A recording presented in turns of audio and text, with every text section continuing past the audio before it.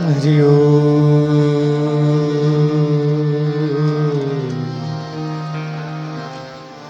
राम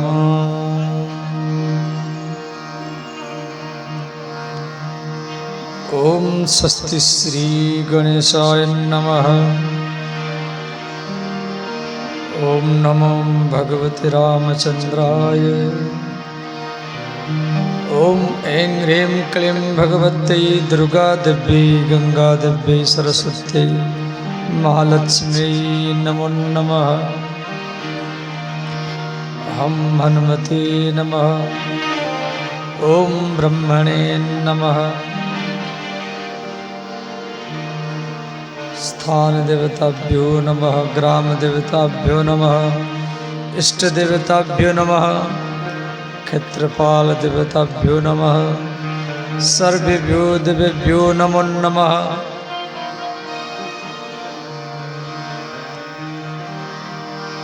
नीलाम्बुजश्याम मलकुमलंगम सीता समारो पितवाम भागम पाणो महासायक चारु चापं नमामि रामं रघुवंशनाथं।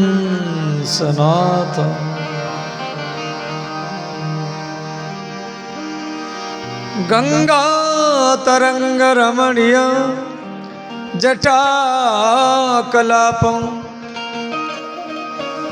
गौरी निरंतर विभूषित वाम भागं नारायण प्रिय अनंग मदापहारं वाराणसी पुरपति भजे विश्वनाथ। वंदे राधा पदम्बुजं विष्णुवादी सुरवंदिता यत्कीर्ति कीर्तनेन पुनाति ब्रह्मांडं स्मरम्।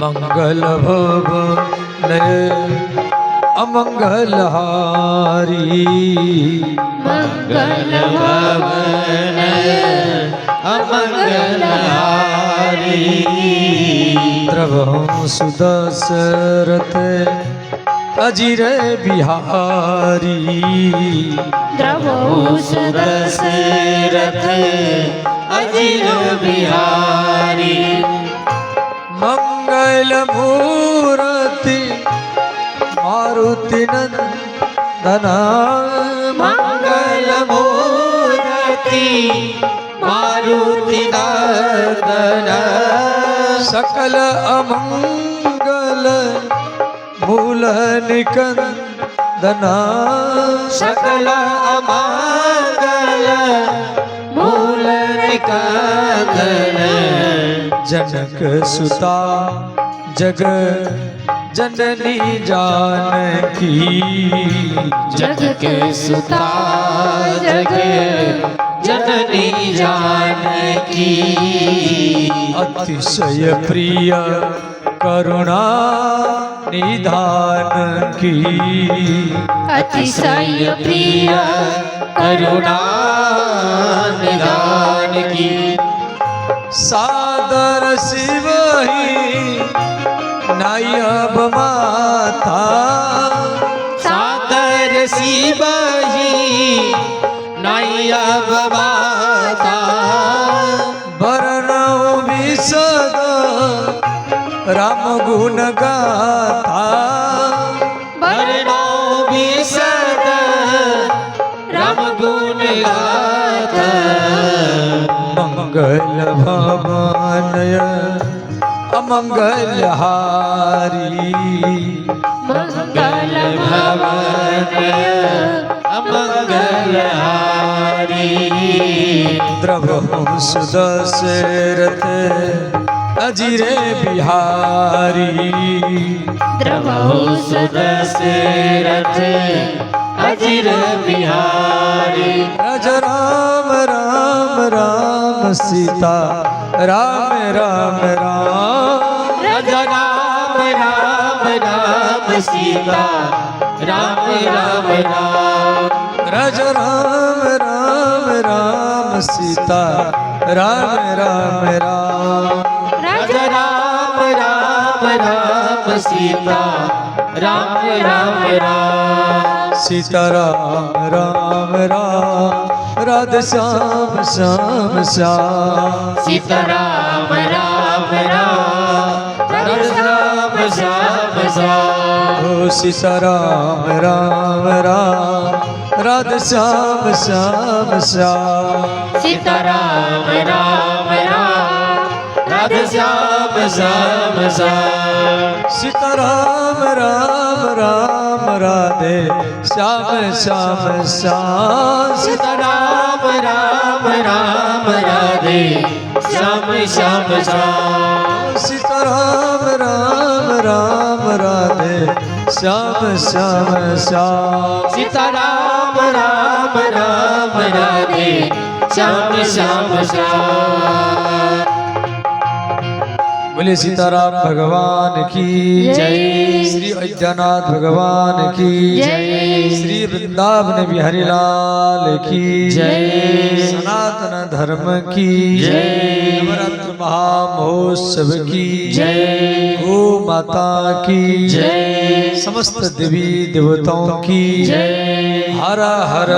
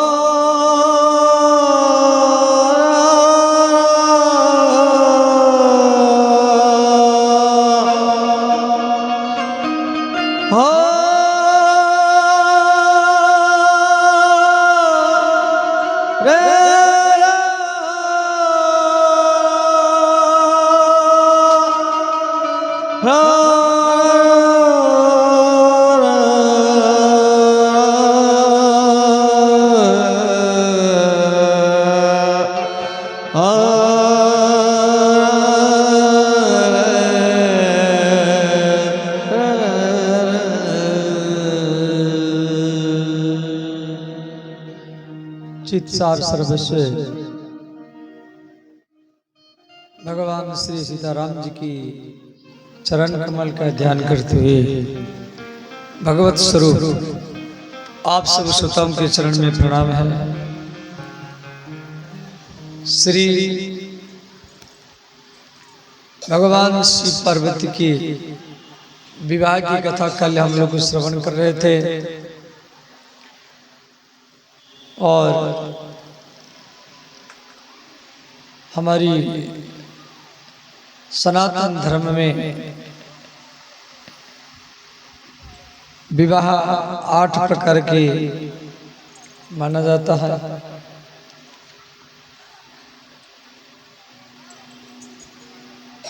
हर गिरिजा कर भयो विवाहो। हर माने शिव, गिरिजा माने पार्वती। सकल भुवन भरी रहा उछाओ। चारों तरफ आनंद ही आनंद है। देखो माता पिता जहां पसंद करे वहीं पर बेटी रहे, इसको ब्रह्म विवाह कहा जाता है। और कोई देवता आपको स्वप्न में दिया,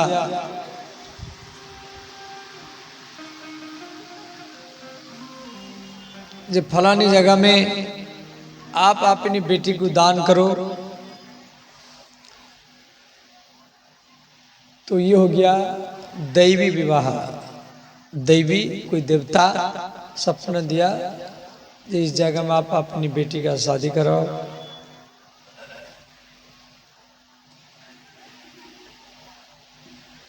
तीसरा है किसी महान व्यक्ति को घर में बुला करके अपनी बेटी को सोना चांदी कपड़ा में सजा करके आप जो दान करते हैं, इसको बोलते हैं आर्य विवाह। आर्य विवाह। चौथा है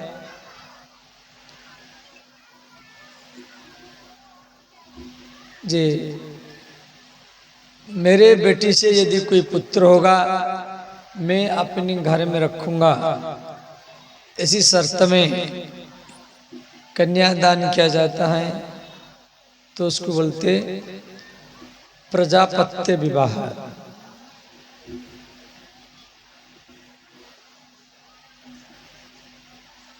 और पांचवा है किसी बेटी के पिता को या भाई को धन दे करके, रुपया दे करके बेटी खरीद करके ले लेना, इसको बोलते हैं आसुरी विवाह, माने असुरों का विवाह। छठवां है माता पिता को मालूम नहीं, कोई बेटी या कोई लड़का किसी कोर्ट में या मंदिर में जाकर के शादी कर लिए, माता पिता को मालूम नहीं है, इसको बोलते गंधर्व विवाह। गंधर्व माने इसको लव मैरिज बोलते हैं। सातवां है किसी बेटी के पिता को, भाई को, किसी बेटी के पिता या भाई को पीट करके रोती हुई कन्या को उठा लेना, इसको बोलते राक्षस विवाह। या किसी बेटी को सोते हुई अवस्था में उठा लेना, रोग में उठा लेना, इसको बोलते पिशाच विवाह। ये 8 प्रकार का विवाह शास्त्र में दिया गया है, परंतु इन 8 प्रकारों के विवाह में से माता पिता जहाँ पसंद करे बेटी वहीं पर रहे, उसको उत्तम कोटि के विवाह ही कहा जाता है।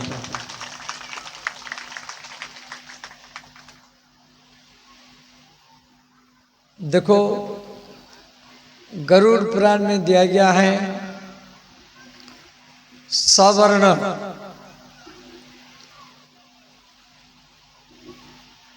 माने लड़का या लड़की सवर्ण का हो, अपनी वर्ण का हो, और उसके जो संतान होता है अपनी पुत्र, माने जब व्यक्ति विवाह कर लेता है, विवाह के बाद में जो पुत्र होता है, पुत्र होने के बाद में उसका पितृ ऋण मुक्त हो जाता है, जो पितर का ऋण है उससे मुक्त हो जाता है। फिर पुत्र जब धीरे धीरे बड़ा होगा उसका शादी करा देगा, तो पौत्र जिसको आप बोलते पोता, पोता जब जन्म लिया आपके पोता, और आप उसको गोदी में ले लिया, उसके स्पर्श से 3 ऋण, पितृ ऋण और ऋषि ऋण और देव ऋण, ये तीनों ऋण मुक्त हो जाता है। फिर पोता का विवाह आप कराया, पोता के विवाह करने के बाद उसका जो पुत्र होगा, जिसको बोलते परपोता या प्रपौत्र बोलते हैं संस्कृत में, आप हिंदी में बोलते पुत्र, पोता, परपोता। तो परपोता का आप दर्शन कर लिया तो उसी व्यक्ति को वैकुंठ लोक की ही प्राप्ति होती है सुधा। और ये गरुड़ पुराण की बात दिया गया है। सवर्ण माने अपनी जाति में, और उसके द्वारा दिया गया पिंडदान आपको लाभ देगा। तो पिता को बेटी बहुत प्रिय होती है। पिता अपने मन की बात बेटा को नहीं कहता है, वो बेटी को कहता है।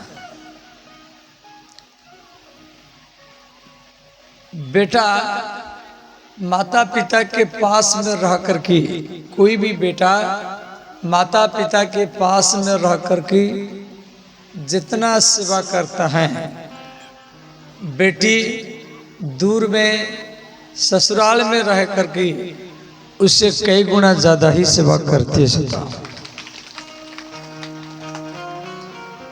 बेटी को घर का इज्जत माना गया। कोई लड़का घर द्वार छोड़ करके चला गया, 1 महीना 2 महीना 5 महीना कहाँ रहा,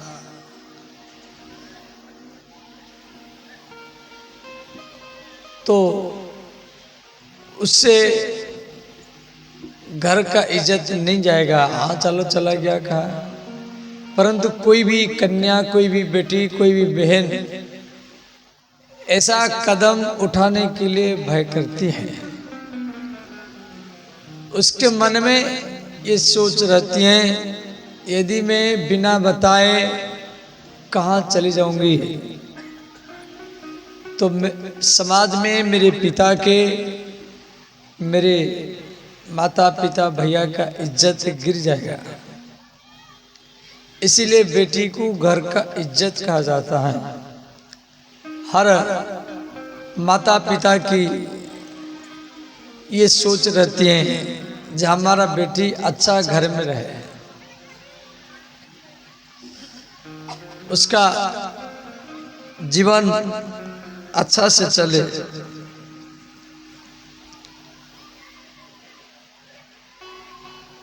परंतु कई कन्याएं, कई बालिकाएं आजकल के जो परिवेश, मोबाइल, व्हाट्सएप, ऑनलाइन बात करना और स्कूल कॉलेज में जाकर के वो इस प्रकार जिंदगी बिताना, और वो माता पिता के बात को ठुकरा देते हैं। वो किसी लड़का को कहाँ को चुन लिया, उसकी मन होती है मैं उसके साथ शादी करूँगी, भले वो किसी भी वर्ण का हो, वो ब्राह्मण हो, क्षत्रिय हो, वैश्य हो या शूद्र हो, वो या नौकरी करता है या नहीं करता है, या लफागिरी करता है या समाइक पीता है। और आजकल तो लड़के ज़्यादातर समाइक पीते हैं, मोबाइल में किस किस से बात करते हैं, और लड़कियां उनके साथ बात करके उसको मन में बैठा देती हैं। अब उसके बिना उसको अच्छा नहीं लगता है। माता पिता समझाते, परंतु लड़कियां नहीं मानती हैं। अंतिम में माता पिता अपनी पगड़ी उठा करके रख देती हैं, जो बेटी मेरा हमारी बात मान लो, इससे शादी नहीं करना है। परंतु उसको ठुकरा देते हैं, लात मार देते हैं और उसके साथ चली जाती है। इस प्रकार का जो विवाह है ये आगे दुखदायी होता है। 1 साल के बाद में परिधुन में लड़ाई झगड़ा होता है, कोई किसी को काट देता है, कोई किसी को काट करके फ्रिज में डाल देता है, बोरा में लट बांध करके गाड़ देता है। समाज में प्राय डेली होता है। क्यों? वो माता पिता की बात नहीं मानते हैं। जो माता पिता 20-21 साल तक आपको पढ़ाए लिखाए और इतना बड़ा किए, और आप किसी से 2-4 दिन बात किया और माता पिता को छोड़ करके आप उसी को हो गए, तो ये कैसा प्रेम है? ये प्रेम नहीं है, ये वासना है, ये कामना है, ये विषय का अंधापन है। इसीलिए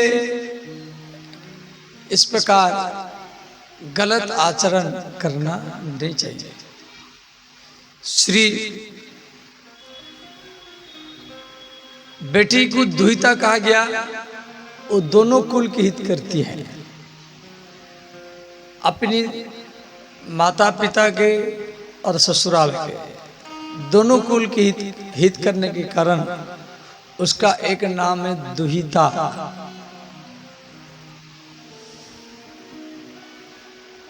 पिता को बेटी बहुत प्रिय है। वो 1 साल 2 साल 3 साल 4 साल लड़का ढूंढता है, जब तक वो पसंद नहीं होगा तब तक वो कन्यादान नहीं करेगा। पसंद होने के बाद में भले जमीन बेचना पड़े, कर्ज लेना पड़े, वो बाराती का स्वागत करता है और विवाह मंडप में अपनी बेटी को गोदी में लेकर के दूल्हा के हाथ में इमाम कन्या धर्मम प्रयोजनार्थाय अद्यतभ्यम ददामि, मैं धर्म के लिए आज इस कन्या को आपको दान कर रहा हूं। जब कन्या बेटी ससुराल को जाती है तो उस समय अड़ोसी पड़ोसी सब रोते हैं और उसके पिता बहुत रोता है। बेटी के पिता कभी कुर्सी में बैठ कर के रोता है, कभी किवाड़ लगा करके, कभी खंबा के सहारा में, कभी दीवार के सहारा में बैठ कर के रोता है। तो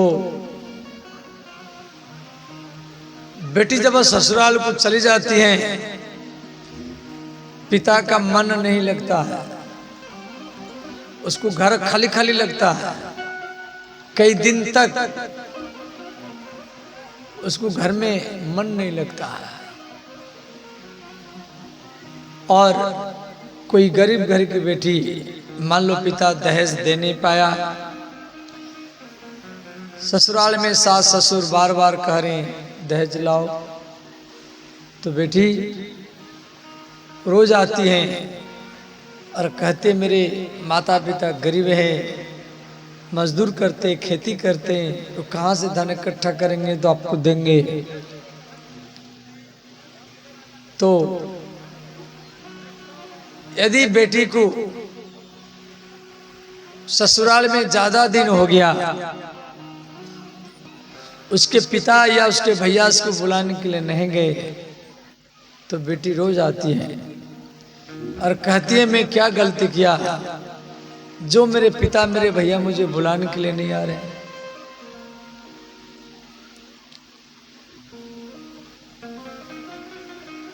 श्री हिमालय राज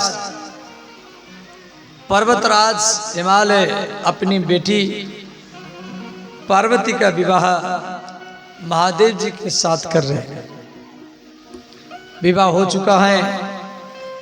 हिमालय की पत्नी मैना पार्वती को समझा रही जी बेटी ससुराल को जाएगी,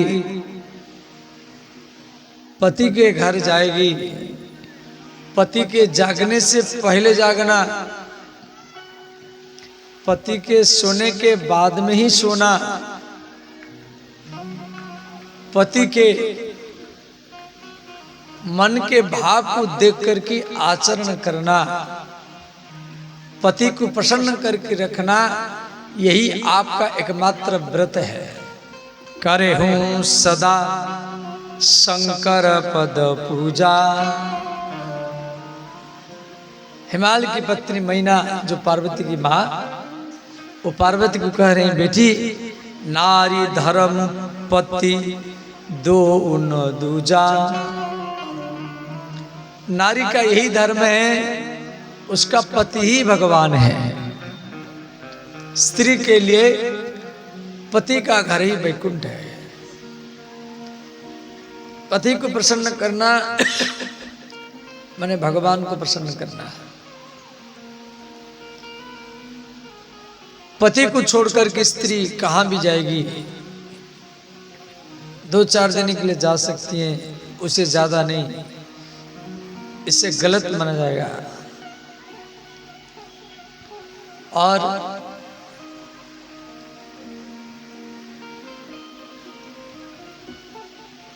विवाह प्रक्रिया ये सनातन धर्म का नियम है। कोई भी स्त्री पुरुष के बिना आधा है और कोई भी पुरुष स्त्री के बिना आधा है। किसी भी स्त्री का मन वो पुरुष की ओर सते जाएगा और किसी भी पुरुष का मन स्त्री की ओर सोता ही जाएगा। इसलिए सनातन धर्म के नियम के अनुसार माता पिता के द्वारा वो आधा आधा शरीर को एक कर दिया जाता है। यदि पति पत्नी एक साथ में हो तो दोनों का मन भगवान को ओर ही जाएगा। इसीलिए सनातन धर्म में पिंडदान हो, यज्ञ अनुष्ठान हो, सपत्नी पति और पत्नी के साथ करना पड़ता है।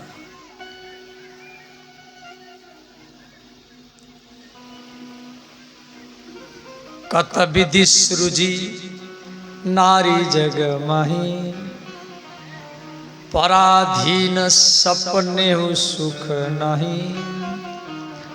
पार्वती की माँ मैना पार्वती को समझा रही बेटी नारी कभी स्वतंत्र होकर के रहना नहीं चाहिए।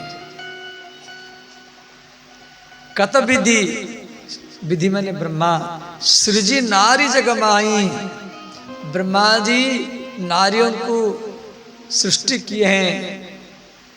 पराधीन, वो हरदम पराधीन रहती हैं। सपने सुख नाही,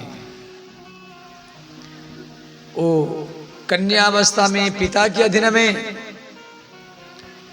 युवती अवस्था में पति के अधीन में, वृद्धावस्था में पुत्र के अधीन में। नारी जितना पराधीन रहेगी इतना समाज का उत्थान होगा। नारी जितना पराधीन रहेगी इतना समाज बढ़ेगा। और यदि नारी स्वतंत्र हो जाएगी उसके ऊपर कोई अंकुश नहीं रहेगा तो समाज में विकार पैदा होगा, समाज बिगड़ जाएगा।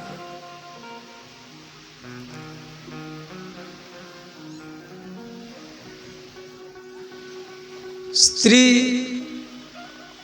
और पुरुष दोनों दोनों के पूरक है। स्त्री पुरुष के बिना आधा और पुरुष स्त्री के बिना आधा।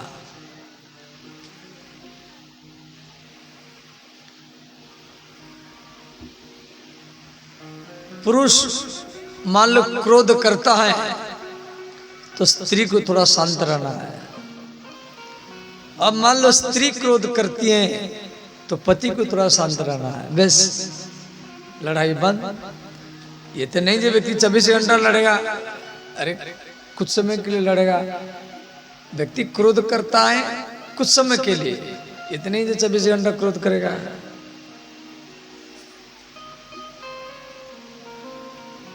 इस प्रकार परिवार को आप संतुलन बना करके रखेंगे। पति पत्नी दोनों में विश्वास होना चाहिए, संशय नहीं। यदि पति स्त्री को पर संशय करेगा, स्त्री पति को पर संशय करेगा, हर रोज लड़ाई झगड़ा होगा। वो परिवार नरक बन जाएगा। जिस परिवार में पति पत्नी का मन नहीं मिलेगा, वो परिवार में हर रोज लड़ाई झगड़ा होगा। और जिस परिवार में पति पत्नी का मन मिलेगा, वो परिवार वैकुंठ ही बन जाएगा। बच्चों के सामने पति पत्नी कभी लड़ना नहीं चाहिए, क्योंकि बच्चे में संस्कार पड़ेगा और वो भी लड़ेंगे।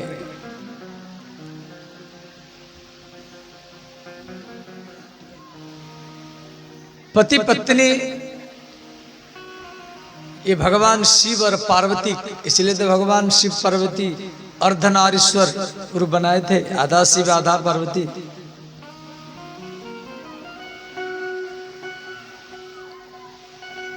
दोनों दोनों के पूरक है। परिवार में जैसे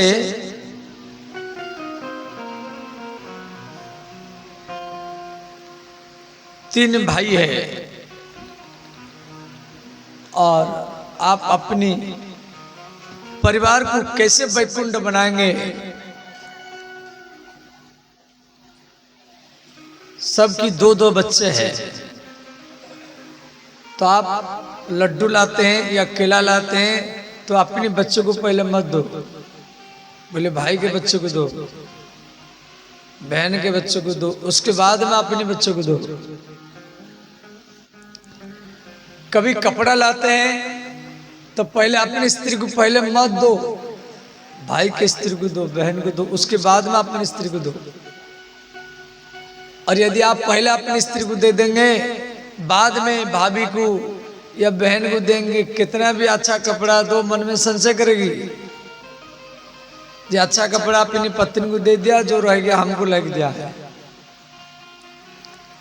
इस प्रकार परिवार को पड़ोसी के साथ, पड़ोसी भी भगवान का रूप है, पड़ोसी से लड़ना नहीं चाहिए। सुख में दुख में वही साथ देगा।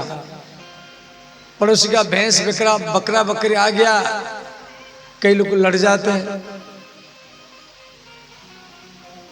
इसीलिए पड़ोसी को भी खुश करके रखना चाहिए। देखो, मित्र बदल सकता है, सखी सखा बदल सकते हैं, परंतु पड़ोसी नहीं बदलेगा। पड़ोसी नहीं बदलेगा, उससे मन मिला के रहना है। पहले मातृभक्ति, पितृभक्ति, पड़ोसी का भक्ति, पड़ोसी में भी भगवान को देखना, उसके बाद में राष्ट्र भक्ति, तभी भगवत भक्ति स्वतः ही आ जाएगा आपके अंदर में। और आप सोचेंगे मंदिर में जाके प्रणाम करेंगे और अपनी अगल बगल वालों के साथ लड़ेंगे, तो आप प्रणाम करते समय भी भगवान को यही मांगेंगे उसको दंड कैसे मिलना चाहिए। आपका भजन भी व्यर्थ चला जाएगा। तो आपका पड़ोसी ठीक रहना चाहिए, वरना आप भजन करेंगे तो उसकी अहित, उसको दंड देने के लिए ही भगवान को मांगेंगे। जब मुझे भगवान ये दीजिए, जैसे उसको ये हानि हो, ये कष्ट हो, ये दुख हो, फिर आपका भजन व्यर्थ हो जाएगा। ऐसे आपके सोचने से उसका कुछ नहीं होगा। तो इस प्रकार वसुधैव कुटुंबकम, हम सब एक है। आज ही है, कुछ दिन बाद मरा जाएंगे, हम दूसरी का अहित क्यों सोचेंगे। दूसरे का उपकार, दूसरे का उपकार करना ये सबसे बड़ा धर्म है। परहित सरिस धर्म नहीं भाई, परहित सरिस धर्म नहीं भाई, परहित सरिस धर्म नहीं भाई, परहित सरिस धर्म नहीं भाई, पर पीड़ा सम नहीं अधमाई, पर पीड़ा सम नहीं अधमाई। श्री राम जय राम जय जय राम, श्री राम जय राम जय जय राम, राधे राधे गोविंद गोविंद राधे, राधे राधे गोविंद गोविंद राधे। सब गाइए, दोनों हाथ उठा कर गए।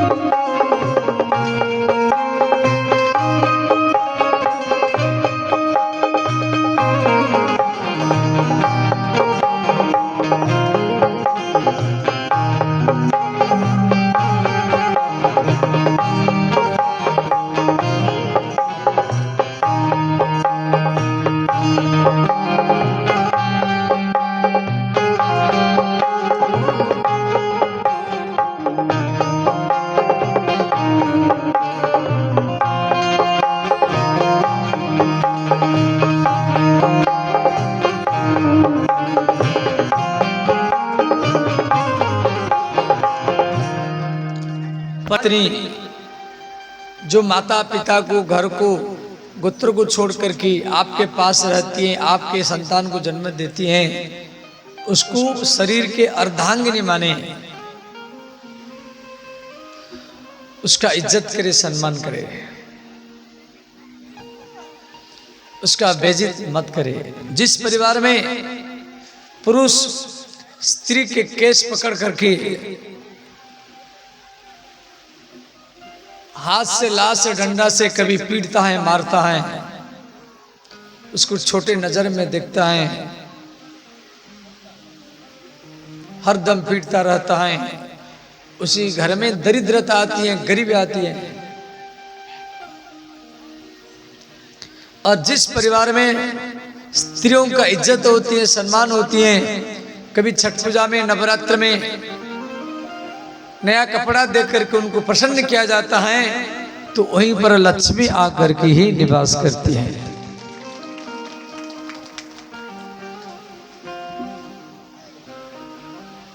इस प्रकार परिवार को आप वैकुंठ बना सकते हैं। आदर्श परिवार भगवान शिव और पार्वती